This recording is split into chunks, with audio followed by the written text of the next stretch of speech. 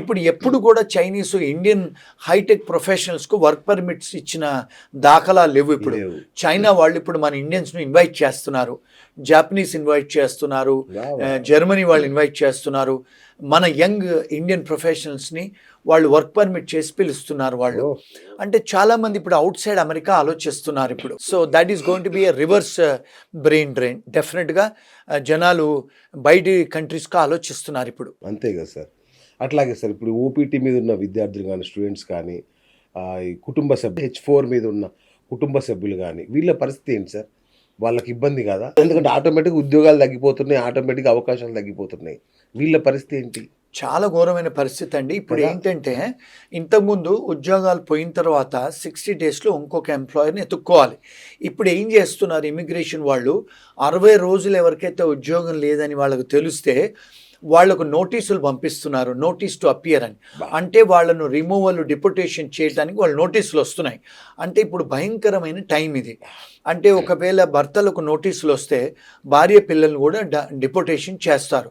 So ఈ మధ్యకాలంలో మా ఆఫీస్కు చాలా కాల్స్ వస్తున్నాయి అలాంటివి. సో అందుకని జాగ్రత్తగా ఉండాలి. ఎవరికైతే ఉద్యోగం పోద్దో, ఎవరైతే ఎంప్లాయర్లు రివోక్ చేస్తారో వీసాలు, జాగ్రత్తగా ఉండి అక్కడ ఉండి అరెస్ట్ అయ్యి డిపోటేషన్కు మీరు గురి కావద్దండి. మీరు అలాంటి ఏమైనా 60 డేస్లో మీకు ఒకవేళ ఎంప్లాయర్ దొరకకపోతే మీ భార్య పిల్లలు తీసుకొని వెనక్కి రావటమే బెటర్. అది నా సజెషన్ అండి. ఇది లీగల్ అడ్వైస్ కాదు. అంటే ఏదైనా ఉంటే అక్కడ లోకల్ లాయర్స్ని తెలుసుకొని సంప్రదించండి. But you have to be careful. నా ఇంత జరుగుతుంటే ఈ తానాలు నాటాలు ఆటలు ఏం చేస్తున్నాయి సార్? వీళ్ళు ఏం చేయలేరా?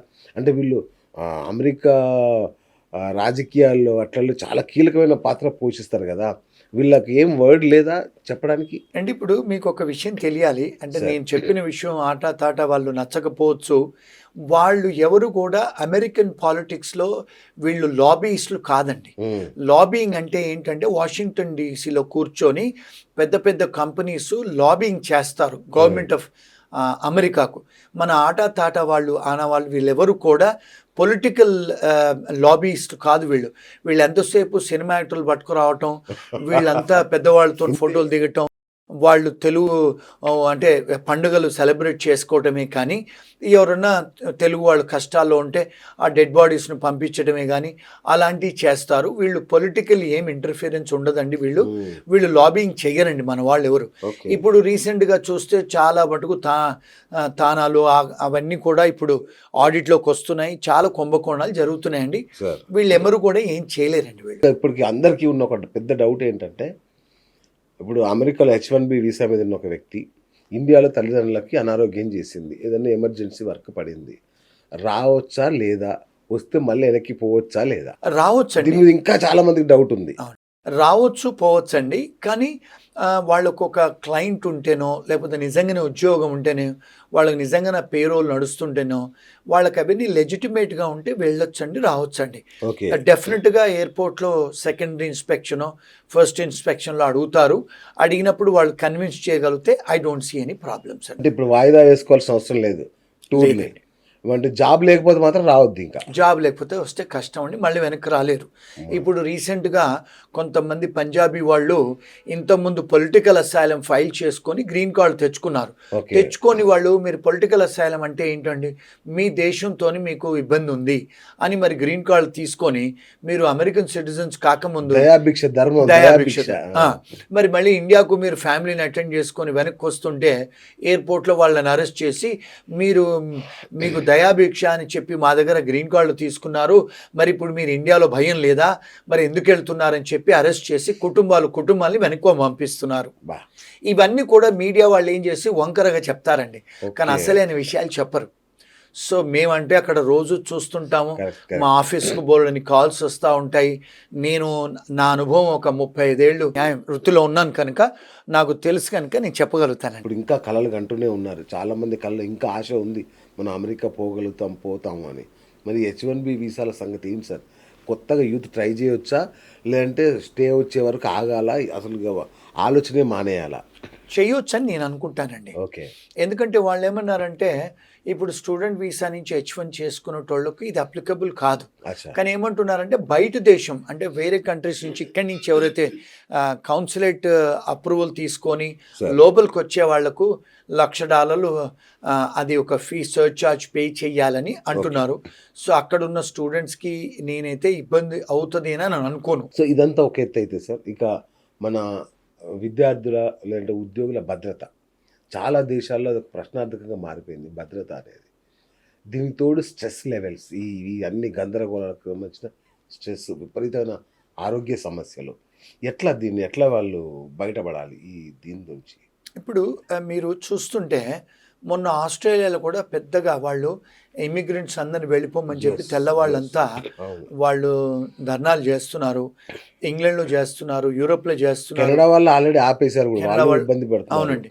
సో ఇప్పుడు ఏమైపోయిందంటే ఇప్పుడు మనకు చూసుకుంటే మన తెలంగాణలో కేసీఆర్ గారు ఆంధ్ర వాళ్ళు వెళ్ళిపోవాలని చెప్పేసి మనకి ఎలాంటి ఫీలింగ్ అయితే వచ్చిందో అలాంటిదే ఇప్పుడు ఈ అన్ని వెస్ట్రన్ కంట్రీస్, ఆంగ్లో సాక్సన్ కంట్రీస్లో వచ్చేసిందండి. ఇప్పుడు పోలాండ్ అనే కంట్రీ వాళ్ళు ఓపెన్గా చెప్పేస్తున్నారు మాకు ముస్లిమ్స్ రావద్దు, స్టూడెంట్సే కానీ వర్క్ పర్మిట్స్ మేము ఇవ్వము అని. అలా ఇప్పుడు జర్మనీలో ఉన్న మాస్కులన్నీ తొలగించారండి. చాలా యూరోప్ కంట్రీస్లలో వాళ్ళు ఏం చెప్తున్నారు, ముస్లిమ్స్ గో బ్యాక్ అని చెప్తున్నారు. ఇప్పుడు ట్రంప్ గారు వచ్చిన తర్వాత చాలా కంట్రీస్లలో, ముస్లిం కంట్రీస్లలో కౌన్సిలేట్స్ క్లోజ్ చేశారు. మొదటిసారి వచ్చినప్పుడు కూడా ఒక 40 దేశాలలో కౌన్సిలేట్స్ క్లోజ్ చేశారు వారు, ఏది ముస్లిం కంట్రీస్లలో. అంటే ఏమవుతుందంటే ఇప్పుడు ఇమిగ్రెంట్స్కు యాంటీ ఇమిగ్రెంట్ ఫీలింగ్ వచ్చేసిందండి. ఆ యాంటీ ఇమిగ్రెంట్ ఫీలింగ్ వచ్చింది కనుక డెఫినెట్గా మనను టార్గెట్ చేస్తారు. అంటే ఇంతకుముందు కూడా అమెరికాలో డాట్ బస్టర్స్ గ్యాంగ్ అనేది ఉండేది. అంటే ఏంటి, బొట్టు పెట్టుకున్న వాళ్ళని చంపేసేవాళ్ళు తెల్లాళ్ళు. అలాంటి సిచ్యువేషన్స్ గతంలో జరిగాయి. దాని తర్వాత బ్లాక్స్ మనల్ని చంపడం అది ఎప్పుడైనా ఉందండి. ఇంటాలరెన్స్ ఉంది, ప్రతి కంట్రీలో కూడా జరుగుతుంది. అలాగా ఇంగ్లాండే కానీ, కెనడా కానీ, యూరోపే కానీ, అమెరికాలో జరుగుతుంది. ఇప్పుడు ట్రంప్ గారు వచ్చిన తర్వాత ఆ ఫీలింగ్స్ అనేది కొంత ఎక్కువ అవుతుంది ప్రపంచవ్యాప్తంగా. కెనడా కానీ, ఆస్ట్రేలియా కానీ, న్యూజిలాండ్ కానీ అన్ని కంట్రీస్లలో అది ఇప్పుడు ఇబ్బందికరమైన టైమే ఇప్పుడు. అంటే స్టూడెంట్స్కే కానీ లేకపోతే మన H1B వాళ్ళకి కానీ.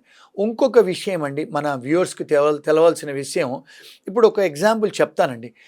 ఇప్పుడు మనం ఇక్కడ బతుకమ్మ ఆడుకుంటాం, మీరు అమెరికాలో బతుకమ్మ ఆడి ఆ పూలను తీసుకుపోయి నదులలో వేస్తారు మన వాళ్ళు. మరి అక్కడ వాటర్ పొల్యూషన్ చేస్తున్నారు కదా, మరి వాళ్ళు ఊరుకుంటారా చెప్పండి. ఇప్పుడు రెండోది, ఇక్కడ హోలీ ఆడతారు, అన్ని హోలీ రంగులు వేసుకుంటారు ఇక్కడ అంటే మనకు హోలీ పండుగ. మరి అమెరికా కంట్రీ లాంటి దేశాలలో హోలీ ఉంటుందా? వీళ్ళందరూ హోలీ పండుగ ఆడుతున్నారు అక్కడ. వినాయక చవితి చేస్తున్నారు, పెద్ద పెద్ద సౌండ్లు పెడుతున్నారు. మరి సౌండ్ పొల్యూషన్ చేస్తున్నారు, మీరు ఎయిర్ పొల్యూషన్ చేస్తున్నారు, ఇమర్షన్ కూడా చేస్తున్నారు, వాటర్ పొల్యూషన్ చేస్తున్నారు. మరి ఇవన్నీ ఫెలనీస్ కదా, ఇవన్నీ సీరియస్ అఫెన్సెస్ కదా. మీరు అక్కడ వచ్చి కాలుష్యం చేస్తున్నారు కదండి వాతావరణాన్ని. మరి వాళ్ళు టాలరేట్ చేస్తారా చెప్పండి. ఇప్పుడు మన బాలకృష్ణ సినిమా ఏదో వస్తే 20-30 కార్లు 40 కార్లు పెట్టుకొని మ్యూజిక్లు పెట్టుకొని సౌండ్లు పెట్టుకొని పోతున్నారు. మరి సౌండ్ పొల్యూషన్ కదా. మరి ఇలాంటివి మీరు అక్కడ మొన్న ఒక సినిమా థియేటర్లో బాలకృష్ణ సినిమానో లేకపోతే మన ఇండియాలో ఈ సినిమాలు వేస్తే ఆ సినిమా థియేటర్లు అన్ని పేపర్లు చింపేసేస్తున్నారు స్క్రీన్ మీద. వాళ్ళు సినిమా క్లోజ్ చేసి తెల్లవాళ్ళు మేము ఇంకోసారి మీకు ఇండియన్ సినిమాలు వేయనిమని చెప్తున్నారు. మరి మన వాళ్ళు ఇలాంటివి చేస్తుంటే వాళ్ళ దేశానికి వచ్చి మరి మనం 2 సైడ్లు చూడాలి కాయిన్కి. వాళ్ళు ఎందుకు ఇలా బిహేవ్ చేస్తున్నారు? మన వాళ్ళు ఇవన్నీ చేస్తున్నారండి.